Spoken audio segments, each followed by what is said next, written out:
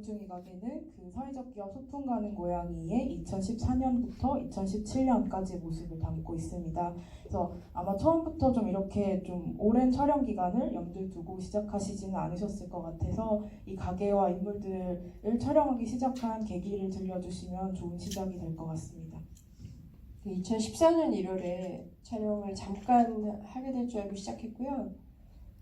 이 가게의 대표이사인 씩씩이하고는 거의 20년 가까이 알고 지낸 친구이기 때문에 친구가 이제 가게를 조금 뭐 행사 촬영해달라 이래서 단기 알바라고 생각하고 촬영을 시작했습니다. 시작은 아르바이트. 그 이후로 계속 촬영을 이어가게 되고 그러다가 어느 순간 이제 여기서 촬영을 좀 마쳐야겠다라고 생각하시게 된 그 과정이 좀 궁금한 것 같아요. 그래서 언제 어떻게 좀 그런 생각이 드셨는지가 좀 궁금한데, 그러니까 뭐 가게가 좀 그 공간을 확장하고 노동 강도가 세지고 이제 여러 가지 좀 질문들이 생겨나지만 이게 어떤 이렇다 되게 새로운 일이 딱 시작되진 않은 상태에서 좀 촬영이 마무리된다는 생각이 들어서 그 과정에 대해서도 말씀 부탁드리겠습니다. 그렇게 알바로 시작을 했다가 2014년 4월에 이제 세월호 사건이 일어났잖아요. 그래갖고 다른 이유도 있었지만 이게 그 작은 가게에서 촬영을 할 때는 거기가 약간 남서향의 되게 조그만 가게였는데 그 햇빛이 이렇게 이제 오후에 들어오고 애들이 일하고 있는 걸 보면 가게가 좀 작은 배 같다는 생각도 들고 그 해 4월, 5월, 6월은 사람들이 다 좀 약간 제정신이 아니었던 것 같긴 한데 저도 좀 그런 심정이 많았어요. 그래서 이 험한 세상에 떠있는 작은 배처럼 느껴졌어요. 왜냐면은 보시다시피 막 일도 되게 못하고 금방 망할 거라고 생각을 했어요. 오래 못 가겠다. 이 가게가 어떻게 살아남겠냐 도대체. 그런 심정으로 지켜보게 되었고, 근데 뜻밖의 사회적 기업이 3년 지원을 해주는 걸로 알고 있는데 그 지원이 끝나면 대부분 문을 닫잖아요. 착하게 가게를 운영하다가 이 문을 많이 남기려고 뭐 사람들을 재촉하거나 뭐 이런 적자생존의 게임을 하는 것이 좀 힘든 상황이기 때문에 대부분의 사회적 기업들이 그렇게 하는 걸로 알고 있는데 이 가게가 예상치 못한 승부를 던지려는 시도를 하잖아요.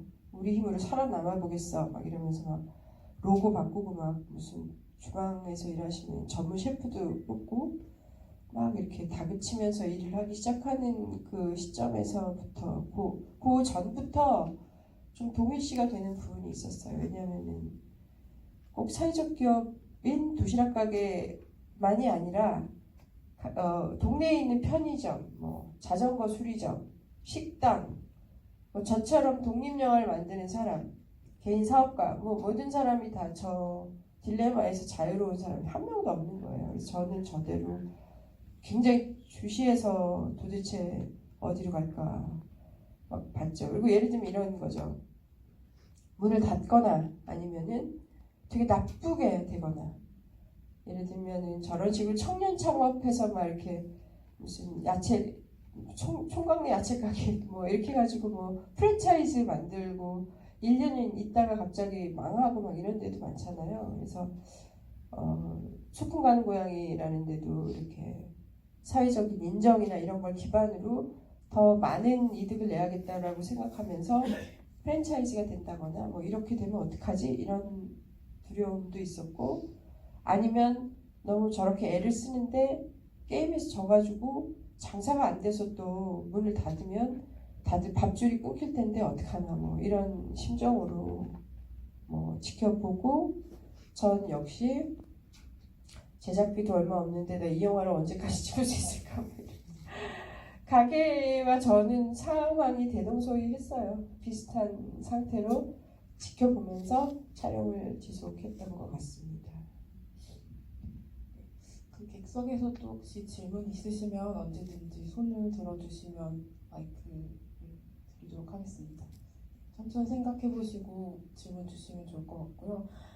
이제 그 촬영에 있어서 좀 궁금한 점들이 있는데요. 그 초반에 이사 가기 전에 가게의 모습을 보면 굉장히 이제 좁고 있고 그 안에서도 이제 쉬는 모습뿐만 아니라 일하는 모습도 굉장히 많이 찍으셨잖아요. 그래서 그럴 때 이제 일 같은 것도 가만히 한 자리에서 하는 게 아니라 되게 많이 움직이고 동선도 있을 것이고 이제 조리 기구를 사용하다 보니까 좀 위험한 상황일 수도 있을 것 같고 이제 그럴 때 좀 이렇게 외부인으로서 우선은 그 공간을 보셨을 때 좀 어떠셨는지도 궁금하고 촬영 시에 또 어떠셨는지 여쭤보고 싶습니다.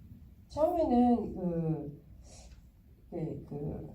가게에서의 그 고유의 그 대화 내용, 전처리 라든가 세척, 무슨 MPO 그 거래처를 부를 때도 약칭으로 부르고 그 같은 가게에서 일하는 사람끼리의 통용되는 언어를 잘 모르니까 처음에는 뭘 찍는지도 모르고 이게 무슨 일이 어떻게 돌아가는지도 알 수 없는 몇 개월이 있었고요.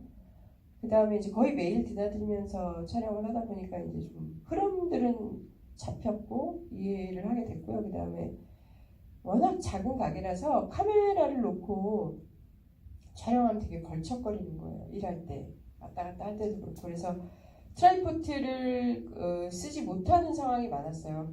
그러니까 차라리 사람이 이렇게 들고 찍으면 이렇게 피할 수가 있는데 트라이포트를 이렇게 세팅을 해놓으면은 그게 장애물이 되는 경우가 많아서 초반에는 여러 가지로 촬영이 조금 많이 흔들리기도 하고 그랬던 것 같아요. 그래서 아직 질문이 없으시면 제가 또 계속 여쭤보도록 하겠습니다. 촬영이랑 관련해서 또 궁금한 점 중에 한 가지가 사운드인데요. 이제 영화의 소리가 저는 되게 입체적이라고 많이 느꼈.